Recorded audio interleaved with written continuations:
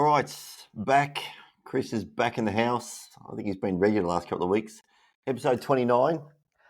We thought we'd change things up a little bit today. We were just quickly chatting off air about some of the dumbest and stupidest things we've ever seen in our training sort of life, on the track and off the track. I've seen some pretty stupid things on the track and some pretty stupid things in the gym. I thought we'd just have a bit of a funny session, talk about some of these dumb things. So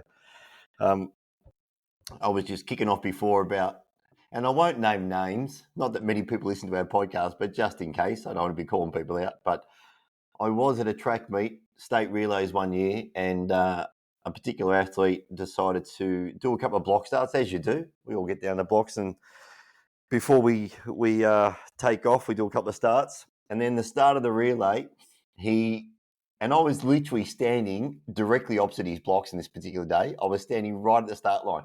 People are screaming at him, and he's on the start line without the baton in his hand. And he's taken off and didn't realise he ran the entire first leg with no baton, and he got to the first change and realised he didn't have a baton in his hand. And I actually think they kept running for a bit. I think the second runner kept going as well, and then the third runner stopped. I can't remember how far they got round, but and people were screaming at him, "You don't have a baton, you don't have a baton." But didn't register, kept going. And you know this particular person, and it doesn't surprise either of us that he would do something like that. But very funny to see someone going around the track without a baton. An imbecile. The only other imbecile I know, which I was really unfortunate to be in a relay with him, and only twice in my life, and both times the baton did not go around. I was the anchor leg. He was the third runner. I didn't hear any commands, didn't hear a thing.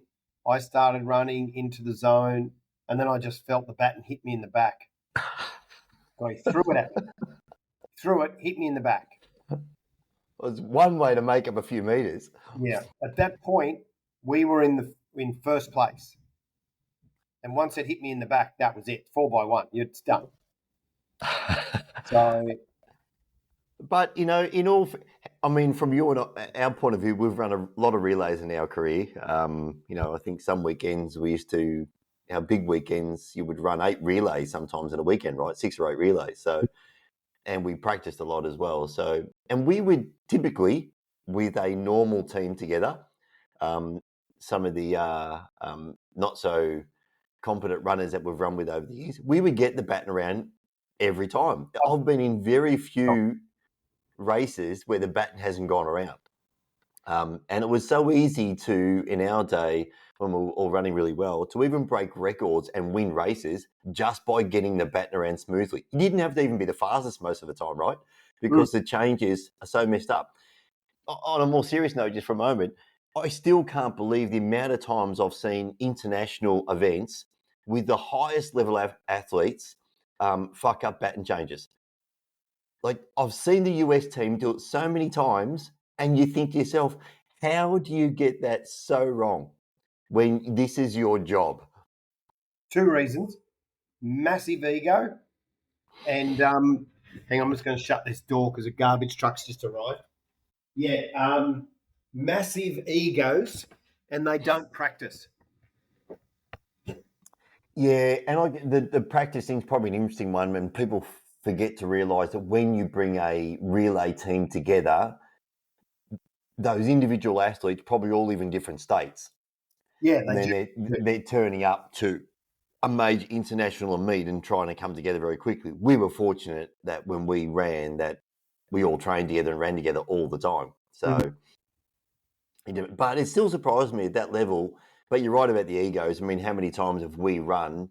And our problem was always you throw some other unknown into our relay team, and someone either takes off too early or takes off too late. They just don't know that drill of, and going when you go.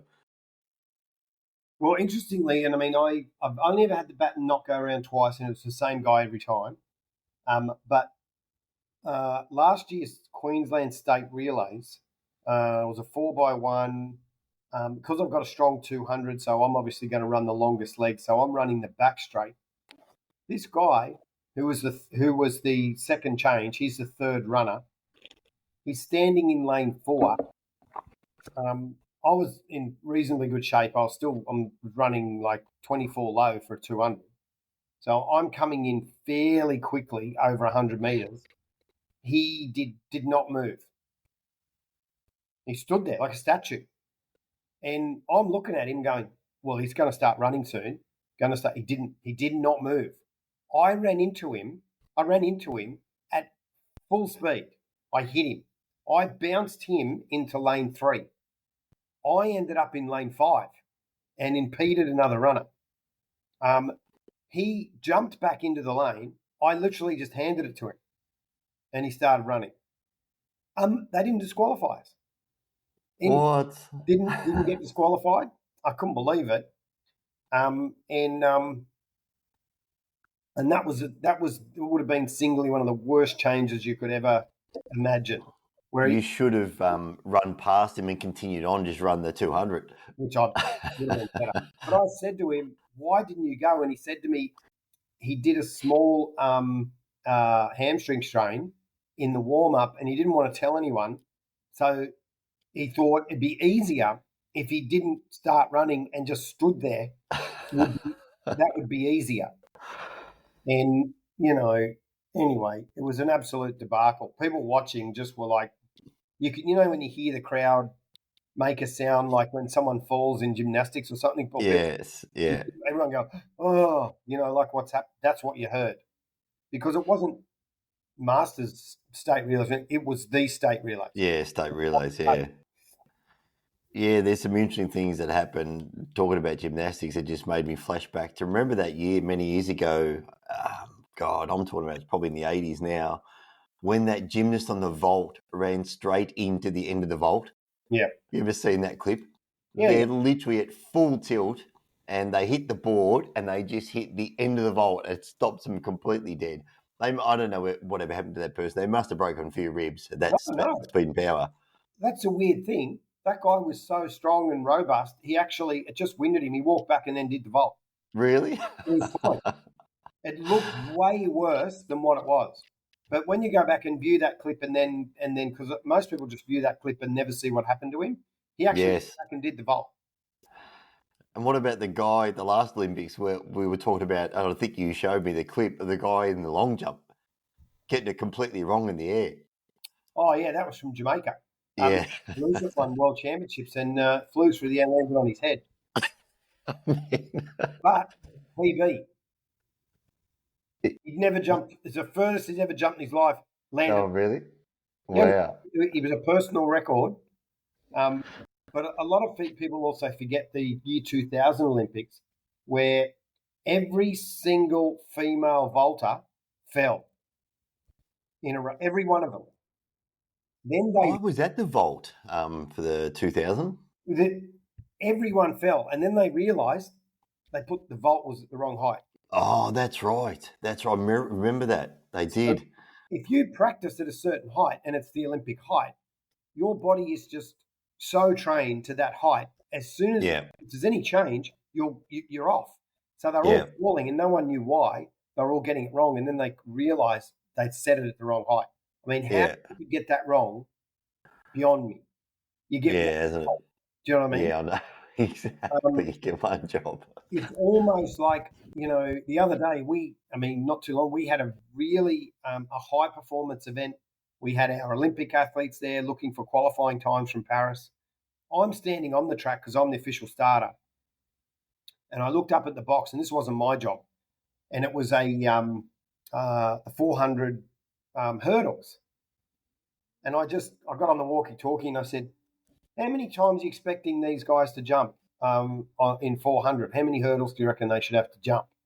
And they go, they've got 10 to do. And I said, well, you might want to have a look at the final bend because there's no hurdle out there. They're going to come through counting steps, expect to jump and see nothing. And unbelievably, no one had noticed. Yeah. Except for me.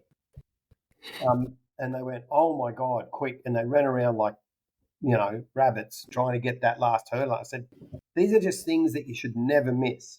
Yes. But but again, we've spoken about this before, particularly at just local meets and even international meets. I know they're trained and so forth, but there's so many volunteers, right? and they just get a little bit, blasé about it. I got But to tell a story though quickly because this is hilarious.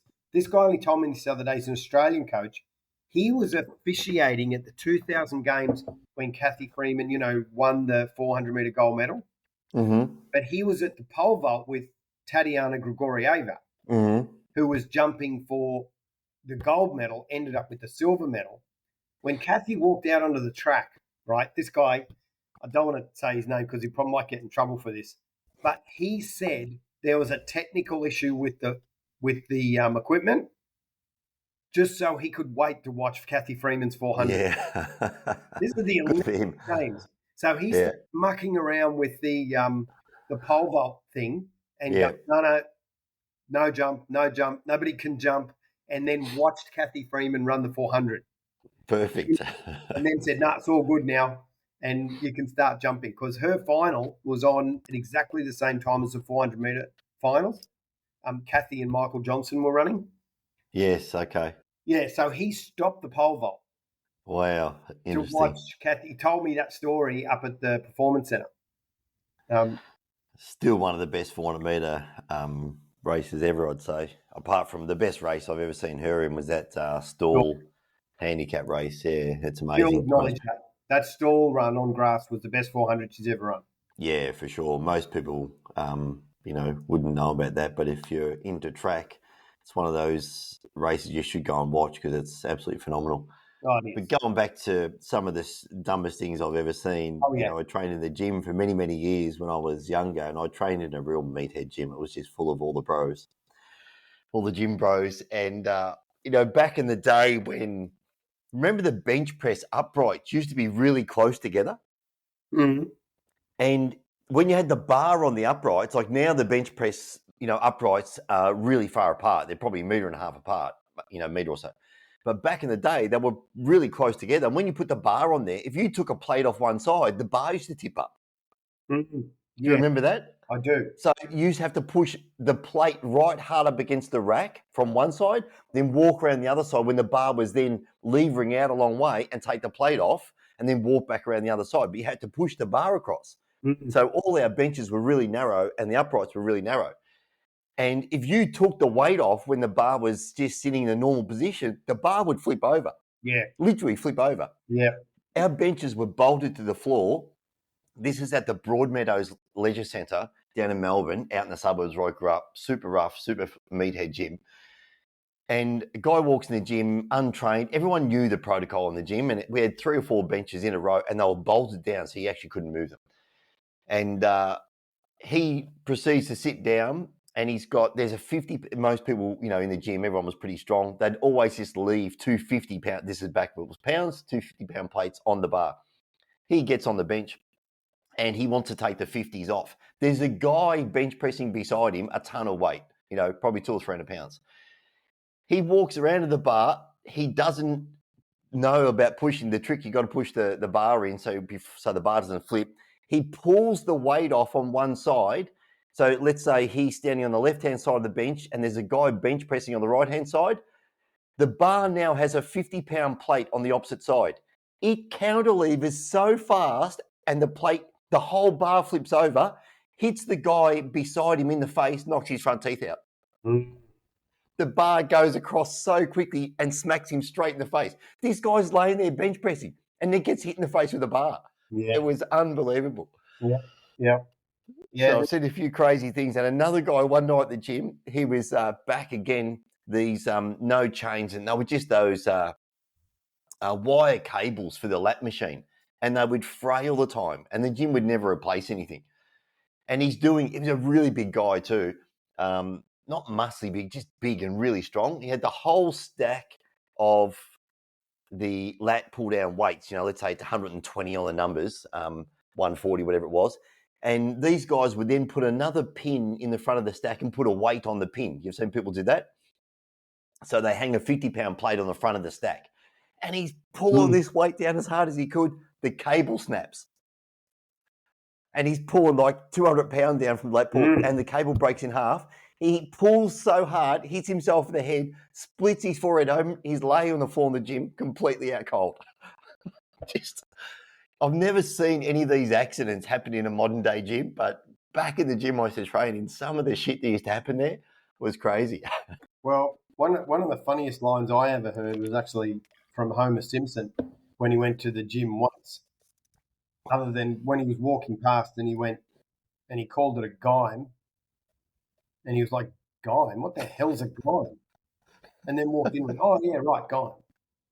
But he was on the lat pull down machine, but he was laying on his back like it was a chest press, and the Yeah. weight hit him in the forehead as he's releasing it, and he Yeah. said, "Oh, geez, gonna feel this tomorrow."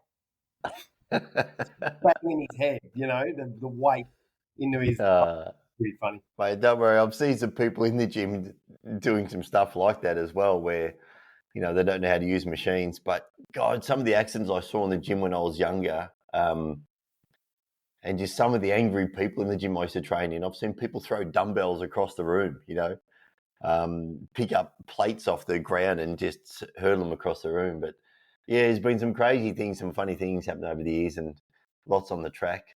Pole vaults have broken, and I think I saw a hurdle snap one day as well somehow. And they probably can't snap anymore, just what they're made out of. But the old wooden hurdles. Yeah, but I'm in the gym a lot, as you know, and with a lot of athletes and whatever. And I 99 times out of 100 will never say a word to anyone, and I don't really care what they're doing.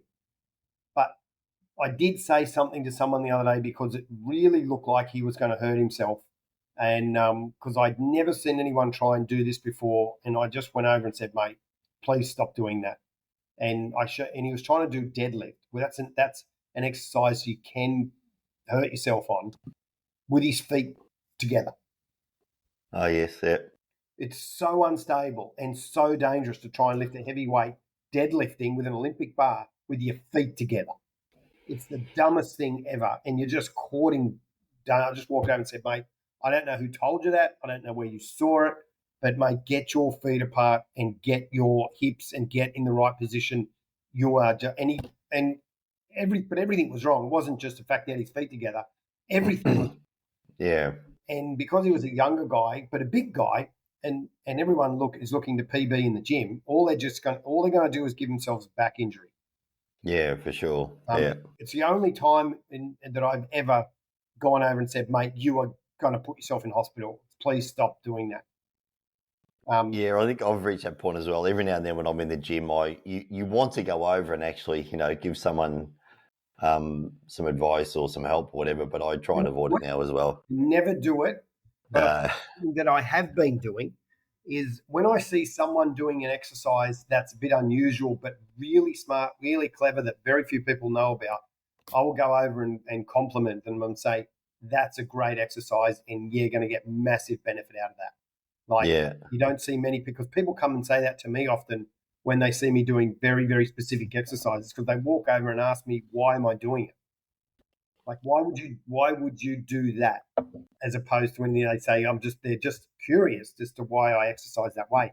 And then I explain to them that I'm still a competing track athlete, and this is triggering this muscle system, and I get this benefit when I walk out onto the track. Yeah. A lot of people don't understand why I'm doing the things I'm doing. Yeah, for sure.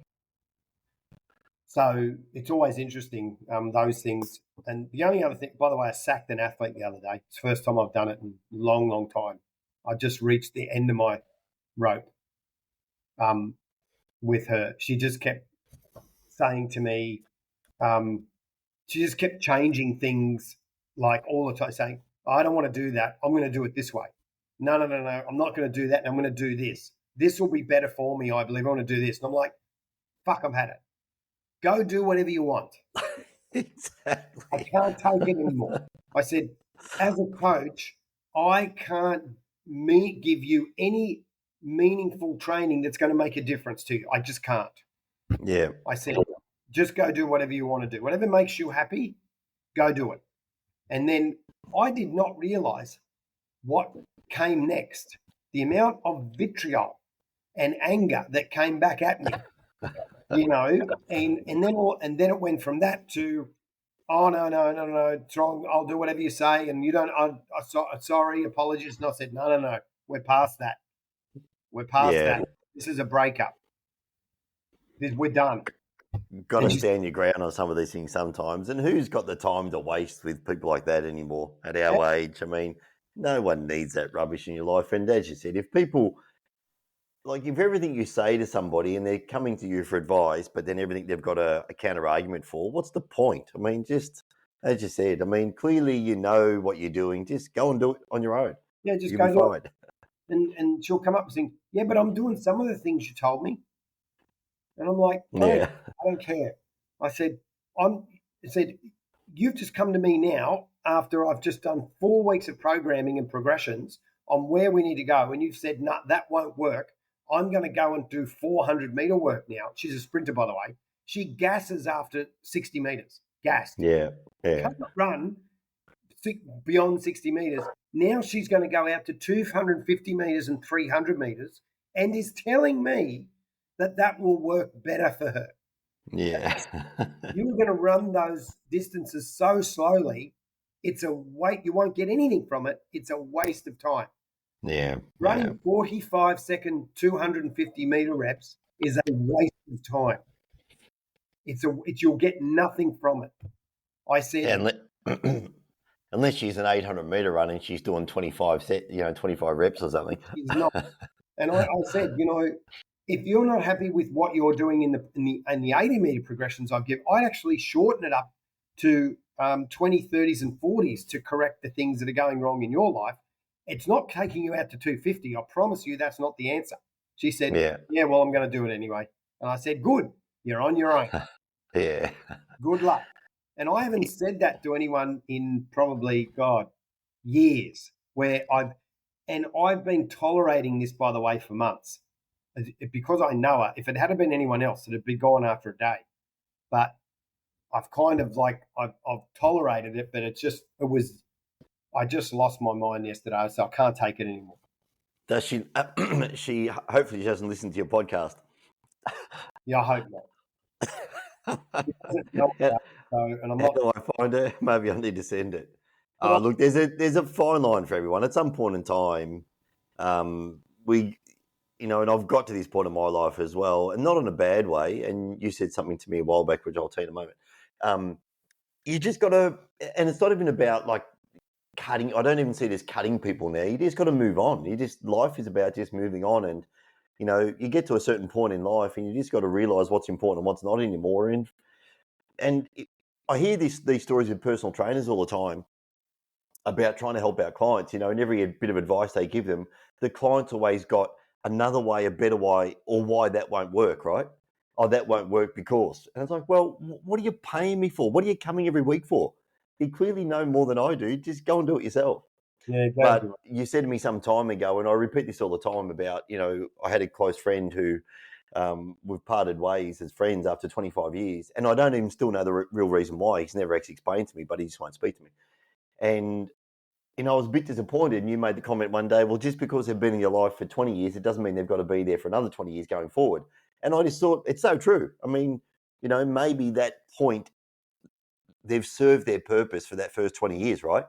And maybe they don't need to be there now. So, yeah, you've got to move on from these people in our life at our age, mate. It's just not worth it. Well, like I always say to everyone, everything that has a beginning has an end. 100%. Sometimes it's a day, sometimes it's a lifetime. But it's just like, and the other bugbear that I've had, and it happens every January, but this year I really, really lost my mind with this, which was, as I mentioned to you earlier, about New Year's resolutions. Yes. The person that walks up to me, and it happened the other day, and they said to me, Chris, this is the year. This is the one. This is my New Year's resolution. And I just went, stop talking to me. It's just, I think if you had to wait till January 2024 to decide to do something about your pitiful situation, it's never going to happen. Ever. No. You're done. You give up. Go back to KFC and have another bucket of chicken. You're finished. That's why I said, don't even tell me. I don't even care what you have resolved in your mind, because I promise you it's not resolved. I promise you. I said, you won't make it till the end of January, let alone the year. You forget it. And I don't care you think I'm horrible or I'm not encouraging. I don't care because you won't do it and don't talk. Mate, you sound like David Goggins. Well, not okay. It reminded me of that Seinfeld episode when Kramer said he was going to reshape his whole apartment into, levels. Do you remember that Yeah. episode? And No, I don't. Jerry bet him like $100 that he wouldn't do it.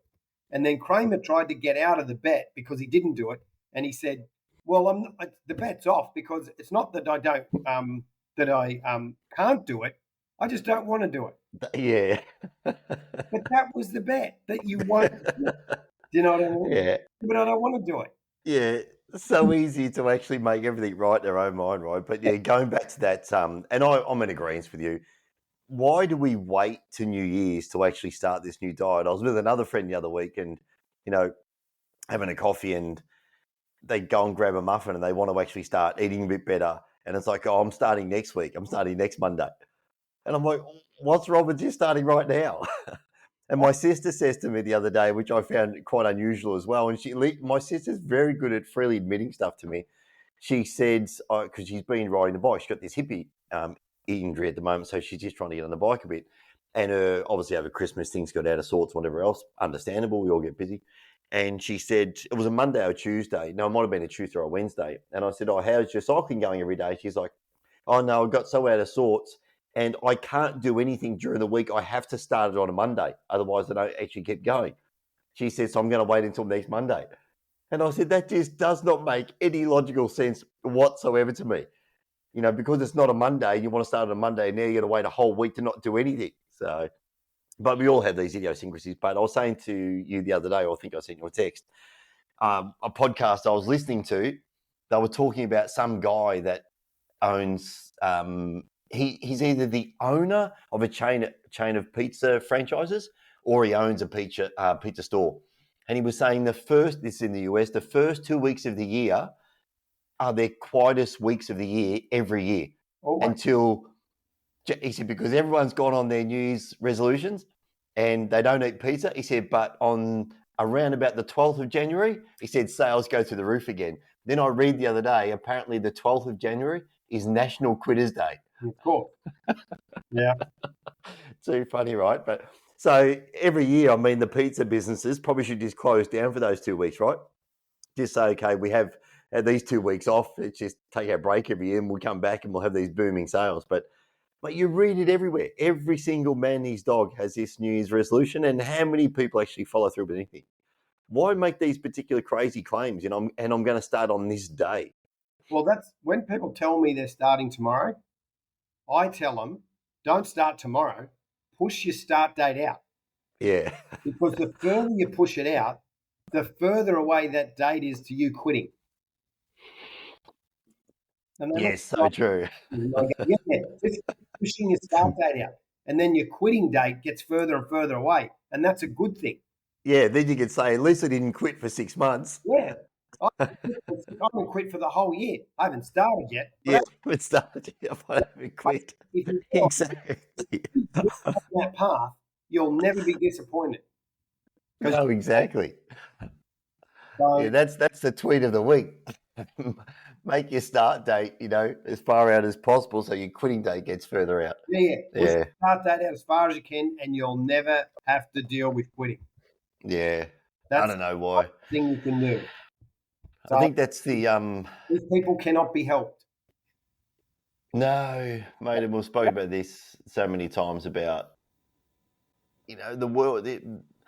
Gym memberships have gone through the roof. I read the craziest statistic yesterday, considering when we're we're in a country of only 26 million people. Planet Fitness, how many members do you think Planet Fitness has? Globally? They're not global, are they? Are they global business? Yeah, they're opening here in Australia. Oh, okay. So maybe it's a global number. I just thought they were in the US. In the US, though, Jesus, Planet Fitness, it'd have to be in the millions, surely. 20 million. Yeah. Now, I didn't realise they were global, and I don't know what other countries they're in, but... Yeah, 20 million, and they're only paying, $20 a month? They're only paying like $20 a Oh, I month. think some of them are 10. I was at one of the, not a Planet Fitness, but very similar setup down in Denver. It was $10 a month. That was just Planet to walk Fitness in and in use the Arizona, gym. right? Yeah, it was only $10 a month. Yeah, It's amazing unbelievable. compared How to you do? here. You can't, right? But obviously their model works because it's really profitable now. Apparently the It business is is doing really well. the one just opening up in Southport, which is and they've been advertising everywhere to try and get people. But I'm paying like $17 or $18 a week, but I get track, pool. I get everything. Yeah. Yeah, So that's a... I think for that money, that's not bad. I'll pay that for the facilities that I need. But You have a cold plunge there? I think I've asked you this. Yeah. What's the temperature they run the cold plunge at? it's not cold enough. It's only around 14 degrees. Mm, And the reason that they don't want to get down to where I believe it should be, which is 8 or 9, is because it's a government asset. And it's that whole, if it gets too cold and someone has an accident in there, they're liable. So they keep it at about 14. If you go to recovery centre, they get it down to 8 and 9 degrees and a little bit chillier. yeah, yeah, Good. yeah, That's where it needs to be, in my view, around 8. yeah. I just find 14, it's just, I can sit in there It's, for a long time. yeah, that's ocean sort of temperature in the winter It in takes Sydney. too long to get the effect you want at 14. I've read, look, I know other guys are going down to, Mick's just set one up at home in Adelaide. He's down to 7. He had it down to 5. He said his wife can't use it at 5, so he's gone up to 7. I thought I read the science is basically saying between 9 and 11 degrees is optimum. Yeah, 8 to 9 is optimum, is what the science is telling us. So, yeah, I just know that when you're in 8-degree water or 9-degree, your body's going to react really quickly. Yeah. 14 degrees, it just takes a little longer. And the thing is, if you can get it done at 8 in minutes, why just sit around for 20 minutes in 14 degrees? I don't have the time or the inclination to be sitting in there. When I just need to be in there for 2 to 3 minutes and then into the hot stuff. Yeah, they were saying that or some podcast I listened to a few weeks ago, and I haven't actually dug any deeper in this. I've been using cold forever, not at that cold, obviously cold showers and cold water. And I've always, whether it was placebo or not, I've just always loved the effect. But this scientist was basically the research they're showing now, and she did pull a lot of papers that other research around the world, that it's, she said 9 to 11 or 8 to 11, whatever, or somewhere around there, and 11 minutes per week combined total, gives you massive effect. And it's not 11 minutes in one sitting. It's doing like, 3 to 6 minutes per day or every other day. And they were saying that between 11 minutes per week, maybe is a minimum, can't recall. That's where you get the benefit from. So, yeah, my plan is if I get up to, or when I get up to Queensland, I really now I want to get myself a little townhouse somewhere because I really want to put a sauna and a cold plunge in the backyard. Just have a little freestanding townhouse, and that's how I'd like to be set up there. Yeah, they're good. So, It yeah. goes from a recovery point of view. I know for me, I like to do 2 minutes in 8 or 9 degrees and then 1 minute in the warm, and I do that 3 times, and that's all. Yes. Don't need any more. Yeah. And I get a really nice effect from that. Yeah. In terms of flushing all those capillaries to my muscles. So when I do that in with a bit of compression, and then I'm good. Definitely feels good, that's for sure. All right, we might call it a day. A couple of stupid stories about people doing stupid things on the track and the gym, and New Year's resolutions. People doing crazy things there. That's never going to change. That's just going to go on forever. We need to somehow develop a business around that. I don't know how we extract money out of people, but maybe they've got to pay for their, to actually be involved and have a commitment somehow. And then, if they last over a month or 2 months, they get their money back. Well, they're not going to last that long. I work with, it's all about accountability. Yeah, 100%. I'm on my way from here to 9:30 to the university gym. I got 2 young athletes, a 19-year-old and a 24-year-old, both female, very good sprinters, but I just do not understand what to do in the gym, and I'm just going to give them a base level of exercises which will help them on the track. Yeah, sure. So yeah, that's my next part of my morning. Good. All All right. Well, that's a wrap. Until right. next time. Okay, done. Cheers. All right, bye.